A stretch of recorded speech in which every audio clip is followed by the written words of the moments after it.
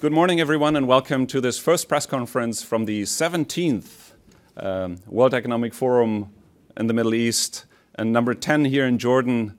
Quite a nice history that the World Economic Forum has with the region and with Jordan. Thank you for joining us here in the room, and thank you for joining us on the live stream, whether you're watching on our website, on Facebook, Twitter, or the social media platform of your choice. Thank you for being here. You're joining the first co-chairs press conference.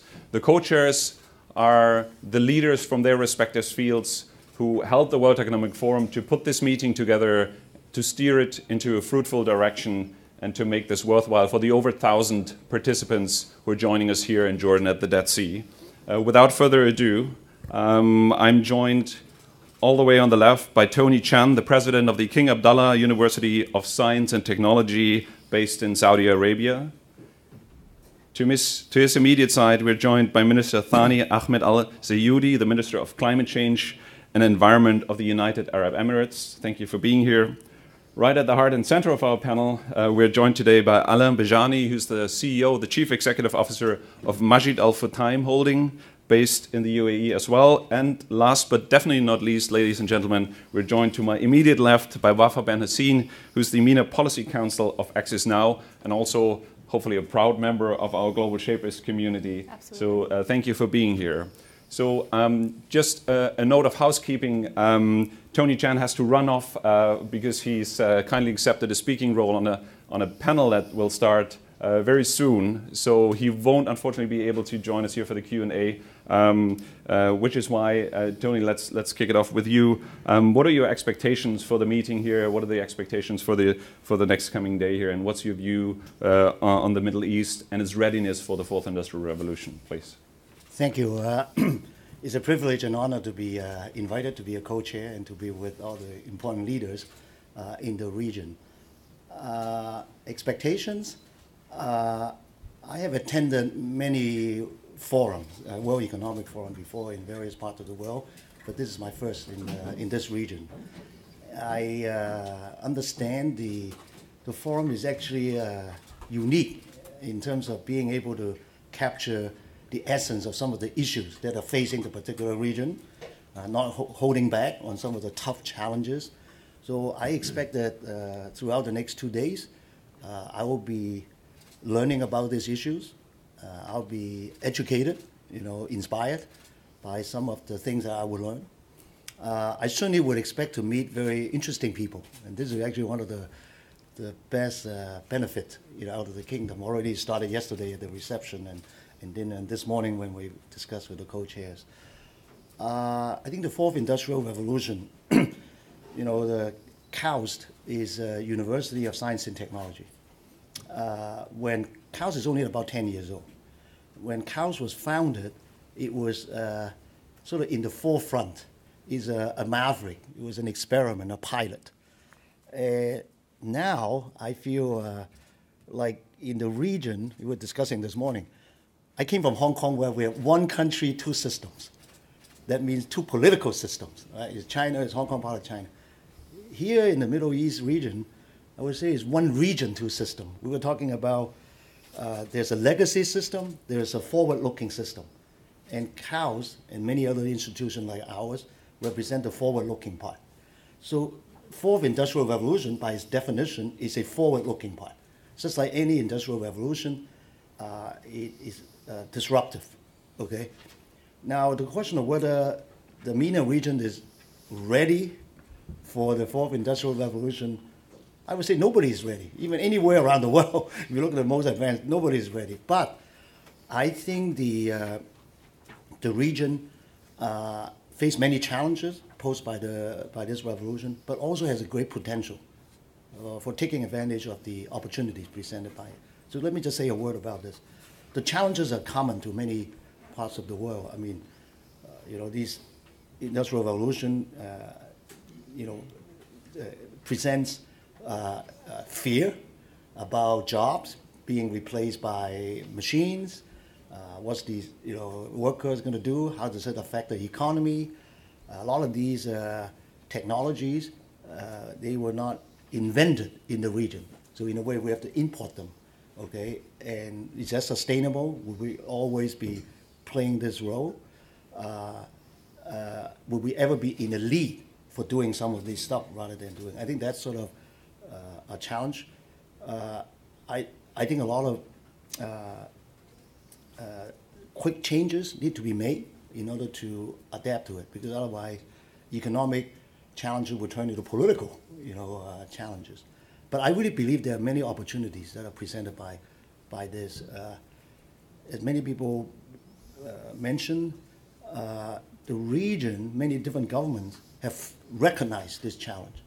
Saudi Arabia in particular has a Vision 2030 plan, and many other countries have this. What does that mean? It means investing in education, investing in the human capital,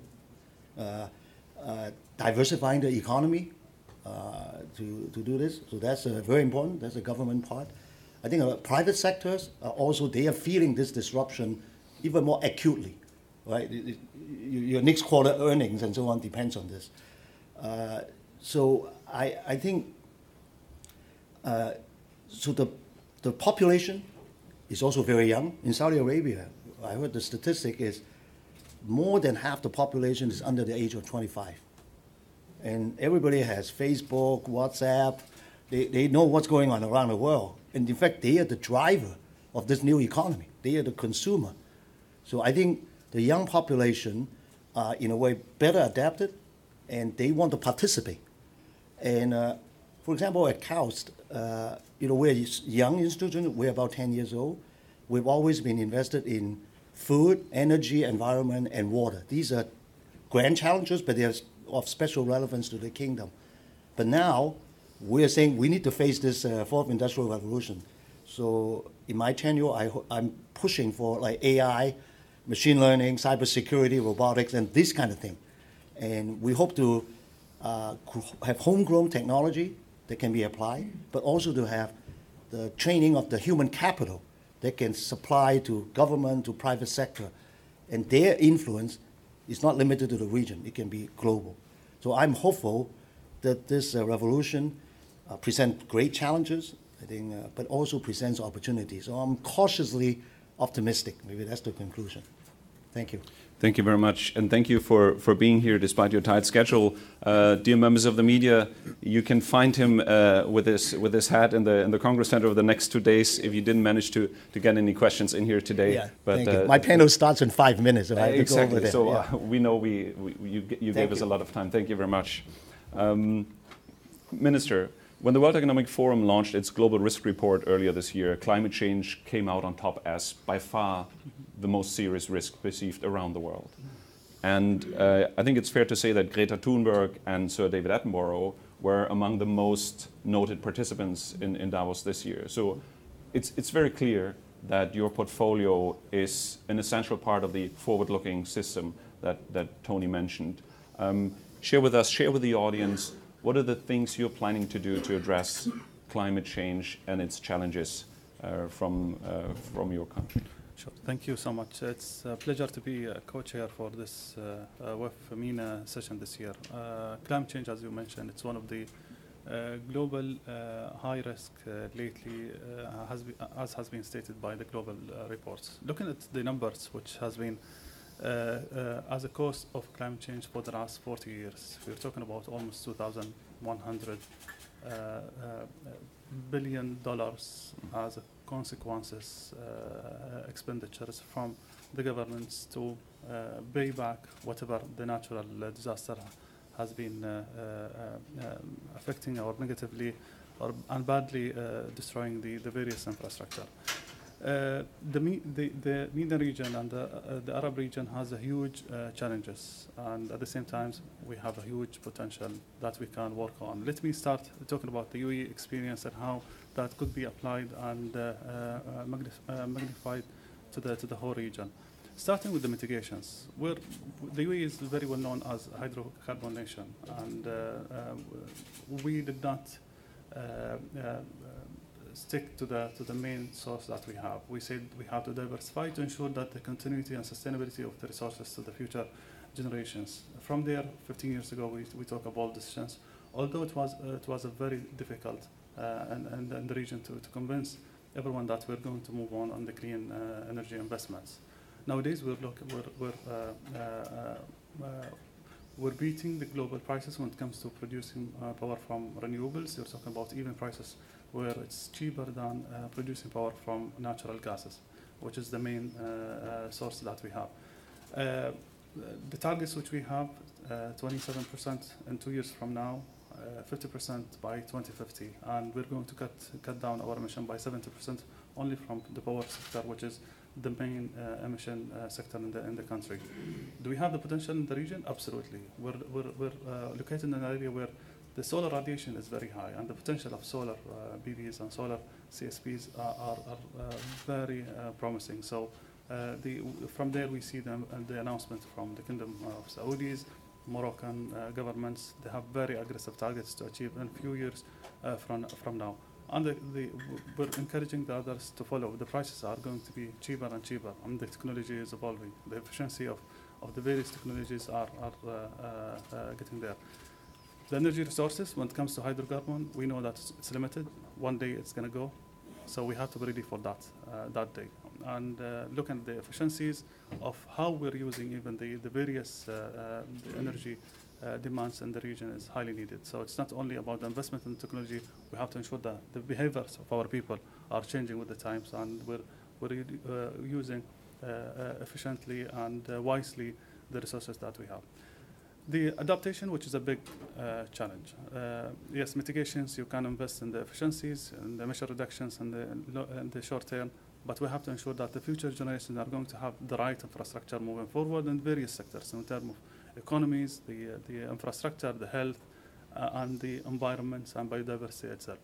So from there, we looking at the impact of climate change into the whole region. If we don't act, almost more than 40% of the species in this region are going to be gone and extinct. So we have to make sure that those species are going to be protected, because it's not only the environment. It's everything is linked to the economy. It's linked to the life. It's linked to the well-being of our region. The health is becoming an issue in most of the regions around the world. Luckily, that the technologies, the advancements of the research in the sector is booming, and we're curing most of the diseases that we have. But at the same time, we want, with the bill that we as a government are paying is increasing. So we don't want to continue paying that high bill in the health sector. If we can, from now, pay smaller portions to protect and reduce the impact of the impact of climate change on health sector.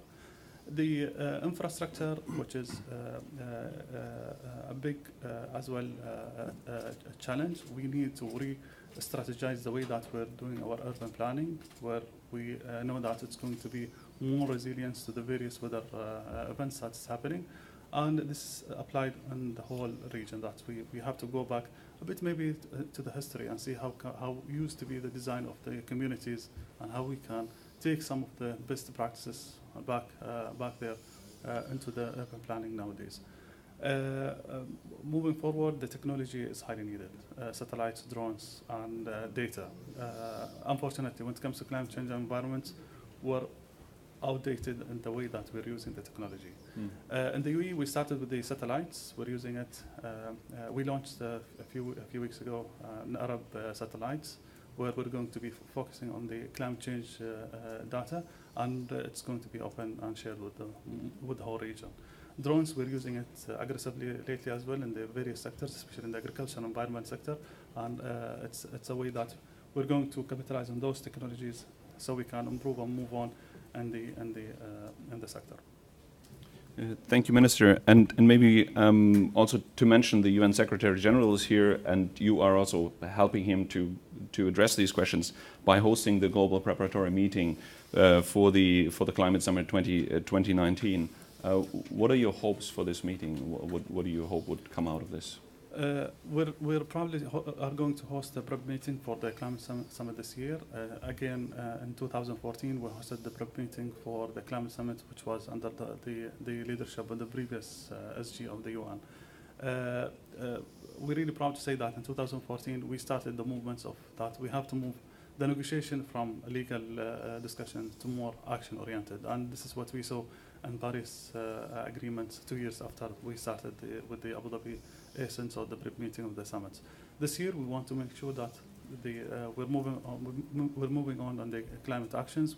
We're bringing the key players. We're going to have a clear roadmap on the implementation of the various 9 streams which the SZ launched. We're going to focus on the interlinkages between climate change and health and the climate change and youth, because we want to make sure that it's going to be a sustainable system. We're not only doing it for the sake of an event or the announcements during the climate summit. We want to do it in a way that we ensure there's a continuity on the discussion and the initiatives that's going to be launched and implemented at the same time. So it's definitely part of a larger discussion that's been going on over years. Thank you, Minister. Alain, since you're at the helm of Majid Al Futtaim, you've also done a lot to move your organization into a more environmentally sustainable path. But that's only one of the areas you're engaged with the forum. Artificial intelligence, for example, is another area. What are your expectations for the next coming days, and what are the topics you hope to drive forward? Thank you. Well, you know, there are so many things we're working on, and we're very inspired by most of what's happening, being it on the sustainability front, as you said, the 4IR, but also we're trying to actually put forward, I would say, more thought leadership on how can we transform this region. And you know, the more I think about what's happening, the more I realize that actually we really need to put forward a broader vision that can actually take this region from where it is to a new reality. So I will focus a little bit what I'm going to talk about on that point, and this is really what I expect. And I was very inspired when I read the theme of this edition of the MENA Summit, which is about creating new platforms of collaboration, because it cannot be more fitting, and it's really badly needed at a time where most of the multilateral, I would say, systems that have been governing our world, not just this region, but globally, are in question and have proven to be, I would say, at least short of bringing the right solutions to the problems that we are facing. So we really believe that as a leading private sector organization that operates in all the countries in this part of the world and beyond, that actually there is a need to bring this region together economically and from a business perspective. And I want to move away a little bit from, I would say, the slogans or the usual rhetoric about that, and talk really about what it boils down to. This boils down to business. It boils down to opportunities. It boils down to creating sustainable employment in a region that has more than, as Pete said, in a region that has more than 50% of its youth that's under 25. Everyone acknowledges that, but the solutions that have been put forward today are very short from actually what is needed. And it boils down to being able to create scale in this region. And the scale that we need, and the scale is needed to be able to drive the sustainability agenda and climate change. It is needed to be able to actually drive the inclusion of this region in the fourth industrial revolution and not to miss it. And it's also needed in order to drive more inclusion and more, I would say, inclusiveness, okay, within this part of the world economically, and being able to deal with the big issues that we are facing and that are having consequences, unintended or intended consequences, politically and so on. So it's very important to think about what is the best way to work together in order to drive the GDP of this region from roughly $3 trillion to, let's say, double it. If you look at the contribution of this region in the world economically, you know, the global GDP is about 88 trillion. And this region contributes 3 trillion. And I'm talking about a region that has a population that is north of 600, 700 million people. So we're talking about a very big mass globally that's actually bigger than, for example, the US that drives 20 trillion, or Europe that drives 17.5 trillion, or very not so far from China that drives 12 trillion. And what we do here is actually 3. So our reality is a reality that needs a new approach, where the private sector has the obligation, in my opinion, to engage We cannot just sit and comment as spectators. We are the main actors in this part of the world. And we are quite lucky because today the governments across the region are actually aware of this issue. There has never been, I would say, a willingness to deal with the private sector as seriously as it is today. Now it is our role to step up and put forward a constructive, futuristic vision, economic vision for the region. What we currently have is countries that are trying to do, some of them better than others. I think the UAE, I mean, not because His Excellency is here, but I think the UAE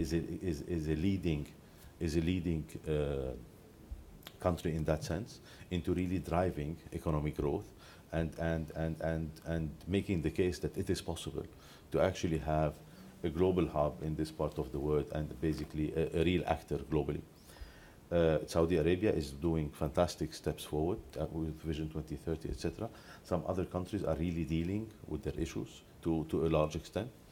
But the reality is, today there has never been a private sector vision. So what do we want? How can we net this region together? How can we get to a point where we have frictionless trade in this region in order for us to be able to drive economic growth, to allow data flows to actually happen, to allow these people that you're talking about, the youth of this part of the world, the startups that are there to scale up. So they can actually, because they need a market. So we can have the brightest minds. If they do not have a market, and they can have the best solutions, if they don't have a market to scale up, it's very difficult for them to be relevant. And this is one of the main, I would say, differences between the youth of this part of the world performing in the region and outside of the region. You see a lot of fantastic global leading figures from the region that are basically on the global scene. And when in the region, we punch below our weight. I think the missing point has been a serious constructive contribution to actually an economic vision for the region by the private sector that is absolutely I would say, political, that is business-based, fact-based, and that put forward the size of the price. If we want to drive, for example, the GDP from 3 to 6 trillion, for example, what does it take to get there from a business perspective? Mm-hmm. And I think this is something that I am personally very, very much looking forward to actually engage with the fellow co-chairs, but also within the context of the summit, in order to drive that discussion forward and hopefully find the right platform of cooperation across the region, but also globally, because we have a big role to play with global institutions that are here, and also, I mean, other parts of the world, in order to actually see what's the best way to drive that agenda forward and how can we empirically prove the case. Thank you very much, Alain. So we heard from academia, we heard from the public sector, we heard from the private sector. Let's hear from the civil society, and let's face it, ladies and gentlemen, the attorneys always have the last word, because that's what Wafa is. She's an attorney for international law and technology. And what I understand is, in your work, you look out for the rights of digital users. Now, we've heard careful, guarded optimism about the technology and about the opportunities of the fourth industrial revolution. I think in your work, it's fair to say you look sometimes at the darker side of that digitization and that fourth industrial revolution. So what do you see as the biggest challenges in that space, especially here in the region? Thank you so much for having me. And the mic, yeah. Thank you so much for having me. And while I would say that we do focus on some of the darker sides, I would also say that I'm relatively optimistic. Yesterday, Professor Klaus Schwab asked us, are we optimistic or pessimistic about the state of the world? And I actually think I'm pretty optimistic about this region, especially seeing the younger energy that all of my fellow co-chairs mentioned that is present here. I think one of the biggest challenges that we see today is, and this is not just exclusive to the region, but this applies to the entire world, is this somewhat of a failure to understand that data is an extension of who we are. And so that impacts everything when it comes to data flows, even financial inclusion, how we use certain data and machine learning. That information is part of you as a human being. And we've seen countless examples, obviously, of scandals all over the world that involve either the abuse of data, the data breaches. Every major company has at least had a data breach. And what I see for this region is a hope in the younger generation of startups, of new companies, of civil society to bring forward a new way of doing things. We still want to scale up. We still want to use that data. We still need to use it to bring forward and drive economic growth. But we want to do it responsibly. And we want to build constructively and build well. And I think, that's what makes me very proud to be a global shaper, for one. We have about 400 hubs in the world and 8,000 of us in the world. And many of us are present this weekend. And I think part of the World Economic Forum's role is to actually provide not only a platform for collaboration, but to also increase trust between different stakeholders. Trust is something that is critically missing in the conversation generally. And we see many, many, many initiatives taking place that want to make this, I wouldn't want to say balance, but this type of equilibrium between rights and technological advancement. So we see, for example, the UN Secretary General's high-level panel on digital cooperation. We see the United Nations Internet Governance Forum that happens every year as well. We also have a conference that we organize every year called RightsCon. And RightsCon brings together individuals from the tech sector, from civil society, from governments, to talk about these issues. But what I see as a critical role for the WEF in particular is that it can provide that platform for critical, nuanced discussion with trust, because we're all here on the basis that we're trying to change the world for the better. And I think having that as a starting point is absolutely crucial. And this is what I hope this weekend we'll try to broach these conversations slowly. Thank you very much. There's nothing to tell the moderator that he's overrun in time than the speakers of the next panel already sitting in the audience. So apologies. I think it was time well spent, though, with these fantastic insights. Maybe we have time for one or two questions before we close the panel. We have a microphone here. If we could see a show of hands, if we have any questions. I see you're all very respectful. Oh, there's two questions. I think they were just shy. Yes. If you could identify yourself for the sake of our online audience as well, please. My question is for His Excellency. Talking about climate change and how we can encourage the private sector in the MENA region to sort of invest more into renewable energy rather than traditional energy.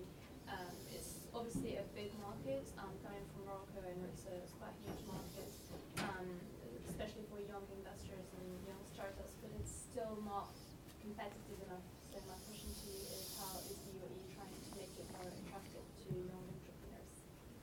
Thank you. When it comes to the engagement of private sector, we really, in the UAE, we have an excellent experience in our engagements with the private sector. What we did after assuming my role as a Minister of Climate Change, I established a small business council where I interact directly with the business people and see what are the best practices globally and even in the UAE. How can we replicate those best practices abroad? And at the same time, we work with the big companies like Majid, Futtaim. I thought Alain was about to talk about what their experience in the sustainability.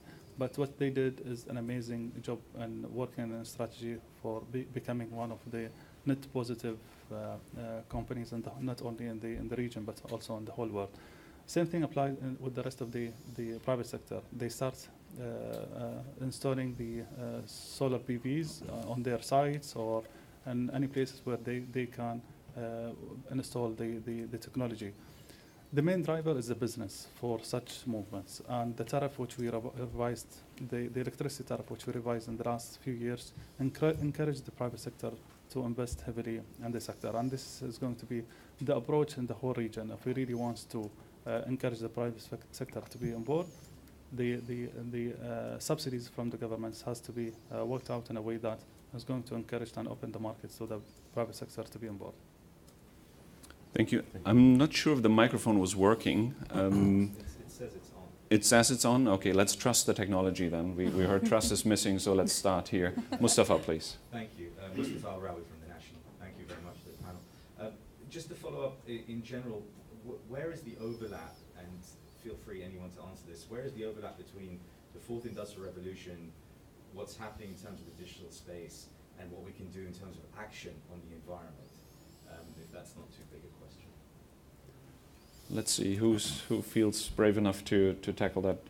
Minister, please. I'll take that one. When it comes to fourth industrial revolutions, we're talking about the way that's going to fasten our day-to-day businesses, utilizing the various technologies. Let me just, in the environments, capitalize on the technologies that we can make a big change in the sector, using the satellites, drones, and Internet of Things, which is going to, we saw it in a small pilots in certain areas around the world. If we as a governments take that approach and apply it in larger scale, imagine the positive impact and the improvements in the way that we're running the business and the productivities and the results which could comes out from such sector. I'll give you simple examples. In the agriculture sector, we launched big projects 4 months ago using the drones in the whole agriculture sector in the country. And so we can have an accurate and very high accurate data, so we can build on our policy moving forward. We did a small pilot in an area where it is very close to the mountains. It's a very tough area to be reached out by the surveyors. The results or the accuracy of the data reached almost 95%. Imagine if you can have a larger scale of data at the same time with that high accuracy. The impact on the decision making on the sector is amazing. We're doing another project now using the satellite and identifying the biodiversity in the region and in the country mainly. So that's going to make it much easier for us to do the follow-up and the changes in the biodiversity in the country. So fourth industrial revolution is going to have a game changer in the way that we're running the business and how fast we're taking the right decisions to protect and maintain the various environmental species and resources that we have. Thank you very much. And I said the attorney always has the last word. Unfortunately, we have to leave it at that. Thank you very much, Minister. Thank you, Alain. Thank you, Wafa. And thank you for being here, and thank you for watching.